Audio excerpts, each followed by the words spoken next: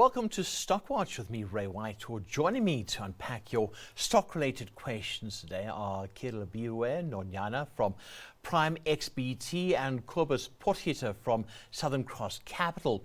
Be sure to send your questions through via email to stockwatch@bdtv.co.za, via SMS on 41392 or on X @BusinessDayTV using the hashtag Stockwatch. Gentlemen, good to see both of you once again. All right, market-wise, what are you seeing? Well, we're going to start with a very broad question because everyone's been asking me today what's happening with our markets. Where do you see things? Cobus, I'm going to start with you. Where do you see things as the United States continues its onslaught on Iran and vice versa? Discussing the situation in the Middle East with the brains trust at a braai over the weekend. Quite a few people remarked what a nice spot South Africa is to live in at the moment, and I guess as sort of simple as that assessment sounds, this environment seems to be relatively accommodating for us on a relative and an absolute basis because the market is slightly up.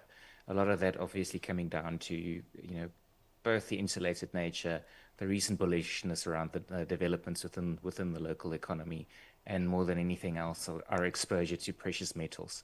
So that really helps. But everywhere else, frankly, it's read across the screen. Europe down quite severely, with the exception, of course, of energy stocks, which are reasonably buoyant. But I would say altogether, this impact has been quite muted. I think a lot of this was in the base, particularly in Brent.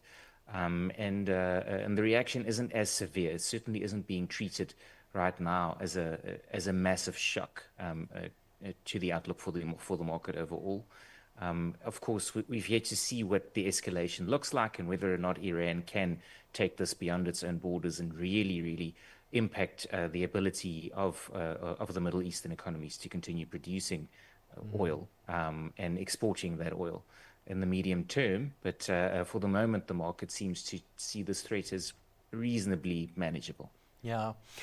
Kearabilwe, how are you seeing it? I mean, when you're looking at the markets, does this affect you at all? Or is it just like, well, it's over there, it's in the Middle East, so I will continue trading with what I'm doing, and it doesn't really matter?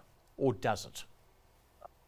It really does. I think a couple of weeks ago when the Venezuelan president was arrested, Venezuela was producing about 1 million barrels per day. Now, when we look at what a significant amount of oil Iran produces on a daily basis, albeit that they sanctioned, they still are producing enough oil to feed the Asian economy, and that particular country is China, which is consuming almost 3 million barrels from Iran on a single day.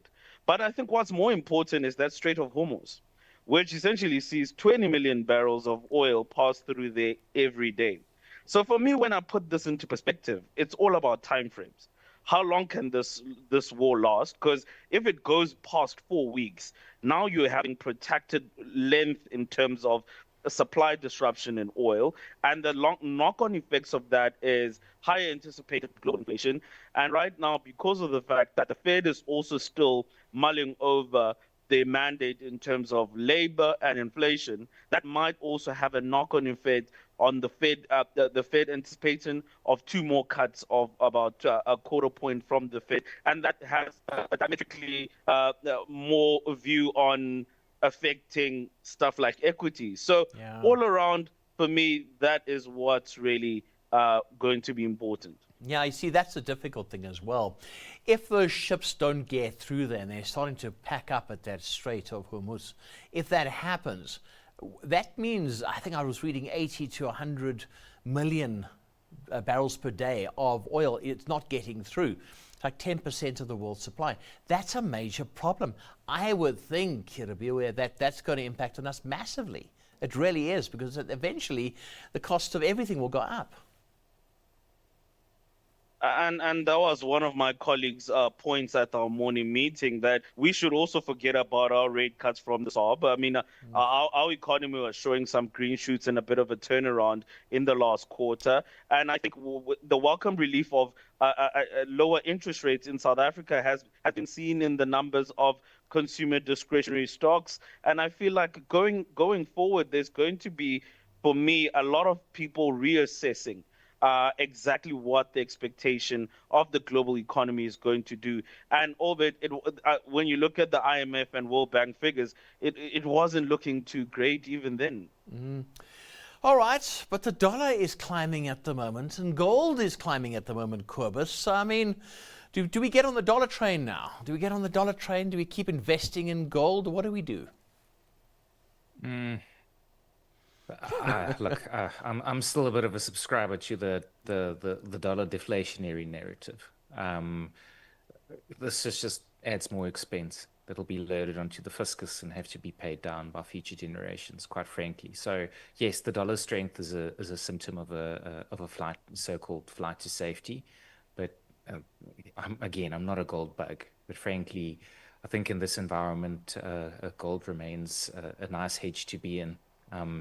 And I would perhaps, given the reasonably muted response we've seen to date, be willing to add to my gold positions on a day like this. Yeah. Kearabilwe, what are you going to be doing? I mean, are you getting on the dollar train, on the gold train, or are you the same as Cobus? You're thinking, hold on a second now. Well, I've been on the gold train for some time throughout last year, just purely because it's a momentum play.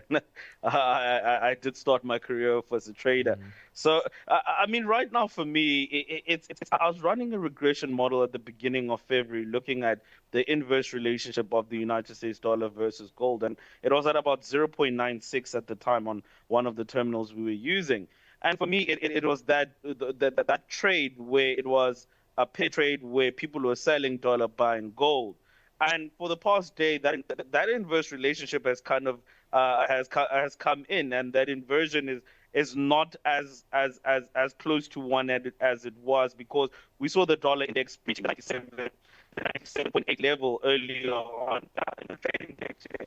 So for me at the moment, I'm still looking. We're starting to lose you a little bit. So I tell you what, I'm going to throw it back at Cobus. Jiggle around your microphone or something, and then we're going to come back to you. Cobus is, I mean, okay, let's put it this way. In a time like this, what are we going to do with stocks? Do you place them in safe havens? Do you sit back? Are we that isolated from the rest of the world? No, I mean, we're not entirely isolated. I think Kearabilwe has done a good job of, specifically demonstrating. Essentially, we are exposed to both the world economy and inflation. And frankly, this is potentially inflationary. So, look, I mean, one thing I wouldn't do is pile into cash and get out of the market. Given this muted response to date, there is every chance markets are not down at the end of this week. Don't hold me to that, but I certainly wouldn't be switching out of risk assets. Would I be reassessing my existing equity exposures? Absolutely. This does certainly shift the strategic rationale in the medium term, 100%. So am I concerned about consumer stocks? Locally, they are so cheap. I continue to feel they add value, but globally, that certainly is somewhat of a different picture. And perhaps the old trades of going long the European reintegration and rearmament hypothesis. Clearly, that thesis is some way to go, and this is a more security-focused board than it was a week ago, and on that basis, those positions have done phenomenally well today. So I wouldn't be out of the markets, no. I certainly wouldn't be fleeing into U.S. Treasuries. Again, given if yes, flight safety sounds fantastic, but inflation doesn't. If they are in a position where they have to hold or hike those assets will become even less attractive, and those yields are already not that attractive on a 10-year basis. So off the back of that, no, I don't think I would be reducing my equity exposure at this stage. All right, Kearabilwe, let's have another sort of bite at the apple. Let's see if your microphone's behaving itself. You were saying some very interesting stuff as well, and Cobus has backed you up. Not to back away just yet, just hold the line. Just hold the line. I mean, I think even when you look at the response, I would have thought that there would be calamity when you're going into a Monday open, because of the U.S. president likes to announce and do attacks over the weekend, and the market needs to react on Sunday night and to the beginning of Monday. And really, when I look at the global equity market, it's selling off, but I think it's giving opportunity to buy. I mean, I would have expected more of a rout. But you're seeing safe haven demand for silver and gold, seeing that oil prices a bit it has elevated to about $78 per barrel. You're seeing the currency is slightly weaker, but only 0.87% on the day. So I mean, I expected calamity, and all I got was a sell-off day. You're actually quite right. I mean, I must admit, I was reading Reuters last night, and all sorts of people saying it's, the oil price will go north of $100 a barrel. There's going to be all of this happening. I was like, oh my word, what a Monday it's going to be. I got up early this morning. I've been watching the oil price. Not really. It hasn't. Do you think, Kearabilwe, that we've factored this into the markets? This has all been, this is just another war in a long list of wars. As I said, I think the market has kind of factored in the president, which sits in the Wyatt 1600 Pennsylvania Avenue currently, and I think right now for me it's time frames, because what I'm also not liking is the dissemination of information, because I think there's a little bit of false news which is coming out about exactly where the military strikes are happening, what's happening in terms of where is it happening, is it on a naval destroyer, is it in a building, and it's reading through 5, 6, 7 news sources before you get to that. And I think the market also is kind of reading through that and seeing 7 different news sources saying 7 different things about 7 different strikes, and not necessarily understanding naval reporting. So I think for me, timeframes are going to matter, and it's in those timeframes where decisions are going to be made. We may see a more calamitous response by the market later on when we know the true damage which has been caused. Right, gentlemen, let's get into some of the emails and messages that we've been receiving. I want to start with Tracy. Now, Tracy says there's been a lot of talk about cell phone companies on Stockwatch, and she's right. The MTN group has been focusing on Nigeria and Ghana. What do you make of them when investing? And I think perhaps, Tracy, you've just caught MTN on a very good day. Cobus, I'll start with you. A very, very good day. Look, of course, we're comparing against the base period that suffered some impairments, but MTN is one of those high beta, high risk plays. It's honestly, I guess I've criticized it enough, calling it low quality, which it is. But that doesn't mean it has to be disregarded at any given valuation or any given outlook. And a decent set of results. Off, as we mentioned, a terrible base, but the stock has already re-rated quite significantly. But I think importantly, again, that South African business is under severe pressure. There's competition, there's regulation. It seems like some of the smaller participants, the likes of Telecom and Cell C, are recapturing market share from the two big guns, and that MTN South Africa business in particular is suffering. However, if we look at the sub-Saharan businesses where they are exposed, Ghana, which is an enormous gold producer, that's the biggest section of the economy. We've already seen significant appreciation in that currency overnight. Nigeria, which of course benefits from a higher oil price if there's war in Iran. Nice, well located to continue supplying oil to the rest of the world as the Middle East becomes disrupted. And less so, but in the still positive in a sense, is Uganda. Yeah. Uganda is a net one of the big growth markets for them, but Uganda is actually set to become a net oil exporter in the next couple of years or so. So plus that economy continues to fire on all cylinders. So ultimately, I think it's perhaps that stage in the cycle where MTN excels and prints these super profits in markets that are otherwise considered quite risky. Yeah, interesting. All right. Kearabilwe, I mean, MTN, they just think out the box. But then, of course, Vodacom's gone off to Egypt anyway, so everyone seems to be doing it. But they really have got a good foothold, don't they, in Africa? They do, but I mean, it's the cyclicality in earnings that really concerns me over time. Because I mean, then you get these outlier events where they're reporting 100% increase in HEPS, and the market gets like, wow, this is great. No, no, no. I think they've chosen geographies where it comes with the risk, because you'll get times like these where essentially you do have outperformance in earnings, and you have these big HEPS growths. And I think operating in Ghana, which reported I think last week Thursday, so I was able to go look through those earnings. It's on the back of a great gold price, sorry. And on the back of that gold price, consumers are doing quite well. Nigeria right now is going to benefit from oil.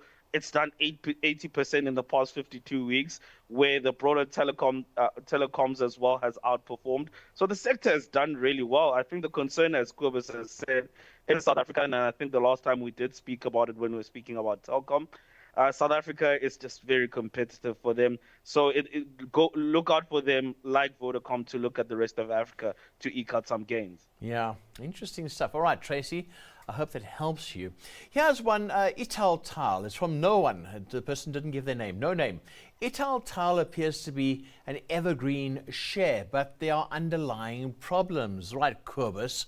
Look, okay, I suppose it's a bit unfair. We saw their statement coming out today, but is it about they've got headwinds like counterfeit tiles, or is there something else that's a little bit deeper than that, Cobus? It's an evergreen value trap, it seems. Really well-run business. Excellent invested management team. It's one of those situations where you're co-invested with the founders, and they really manage the business as if it were their own closely held business. But I feel sorry for them and a couple of other players that have had to endure a period of really poor, consumer confidence. Shrinking consumer budgets for discretionary expenses like fancy ceramic tiles. And now, once the sentiments are sort of shifting on South Africa, it has shifted so aggressively, and the rand appreciation has been enormous, which means that the import substitutions suddenly become very, very attractive. So that's difficult for them. Counterfeit tiles, cheap tiles, rubbish tiles, dumping, whatever you want to call it. There's certainly a trend to that, and we've seen the likes of Motus and some of the other motor dealerships having to deal equivalently with cheap Chinese imports, taking up a lot of the upside of the growth. So that's tricky. We also have to flag that they have flagged an irregularity in reporting in Ceramics Australia without providing any detail, and we'll only see the full impacts of that in the second half. We haven't had a management presentation yet, so hopefully we'll get a bit of color on what financial irregularity we are describing there. That's not great for the thing that I just call a really well-run business. But ultimately, it's a difficult sector. But if you back them as a team, and you really think that this consumer turnaround, which frankly we haven't seen yet in the numbers of the likes of the clothing retailers and others, I think this business should excel once we turn the corner. Yeah. All right. Kearabilwe, do you agree with that? I know that you did have a bit of a chuckle at the start when Cobus was speaking there. Italtile, evergreen, not evergreen, your take? it's a perennial value trap. And I mean, Okay. Cobus is right. The management it finds way to eke out gains by controlling costs. But there comes a time even when a great management and a great cost efficient business cannot outlast a bad economy. And right now, consumer confidence is very down, and it's continuously traded at these valuations. And it's so range bound that you just never get an opportunity for you to see what is the next great catalyst. And I think the last time we saw a catalyst was when people were doing home improvements during the COVID lockdown period. And do we need another lockdown for them to eke out those gains again, which is highly unlikely. So for me right now, I'm staying away from this business just purely because the sector is seeing headwinds that I don't even think they're anticipating right now. Gosh, okay, all right, we'll stay away for now. Motus, Siam Tanda says, Motus had fairly good results recently, but should I be worried about the Chinese car factor? In fact, Cobus, you were just talking about Motus. You actually brought it up. So I expected that Motus would come under pressure. I thought when those results came out, they've been looking at retrenching and all sorts of things, cutting salaries, but not too bad. I mean, what's your take? Yeah, there's certainly some of that. So precisely the Italtile situation. I think where they sit in the market relative to an Italtile, which might be more equivalent to, the BMW OEM. Whereas Hyundai, Kia, that sits much closer to the lower end. Frankly, if we look at the NAMSA numbers, they've performed well. They've performed significantly better than the likes of the European brands. Just to remind everyone, I guess, Motus own a lot of dealerships. They own half of Europe, Car South Africa, so they push their own stock into those rental dealerships, and they have exclusivity on the importation of the two South Korean car brands, Kia and Hyundai. So those brands are doing pretty well globally, actually, I think perhaps barring the entry of these Chinese brands, there might have been even more upside. But frankly, the Chinese brands are doing now what Hyundai and Kia were doing to the European brands and the Japanese brands to some extent 5 years ago, and that is capturing market share from the bottom as people trade down. But it seems that they're doing reasonably well and slowly de-gearing the business as well. Post the restructure, splitting out of Imperial, all of that. And still reasonably valued as well. Okay.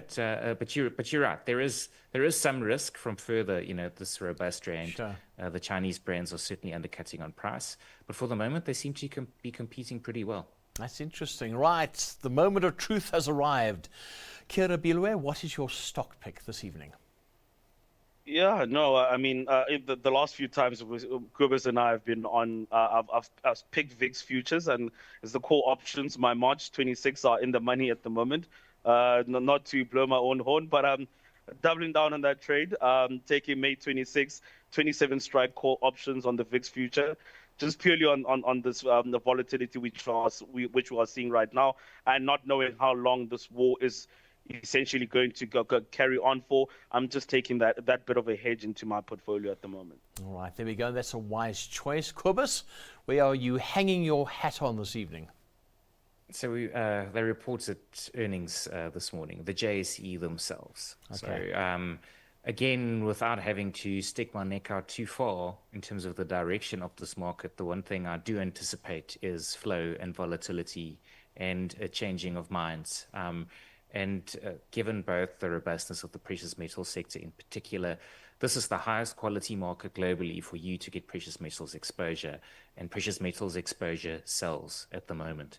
And off the back of that, we've seen enormous increases in trading volumes on the JSE. And I think given what's happening in the Middle East, that trend is likely to continue. The gold miners are set to continue thriving. The platinum miners not doing too poorly either, and the JSE becomes a nice way to play that, without taking any view on what the underlying commodity value should be. You just bet on an increase in activity, I suppose, just like Kearabilwe is betting on an increase in volatility. given the backdrop I'm beating and an increase in activity. And it's nice that they've paid a special dividends as well, off the back of these, call them excess earnings that we've seen over the last 12 months. Sure. Interesting times we live in. Gentlemen, thank you so much to both of you on Stockwatch this evening for joining us. Thank you so much. And that's all for Stockwatch today. Thanks to our guests, Kearabilwe Nonyana from PRIMEXBT and also to Cobus potgieter from Southern Cross Capital. That's all for Stockwatch today but there is more to catch right here on Business Day TV. So don't forget to tune in tomorrow, the 3rd of March at 10 a.m. as we'll also be bringing you the live presentation of Discovery's interim results. And again at 2 p.m. for the JSE's annual results presentation. Up next, the close.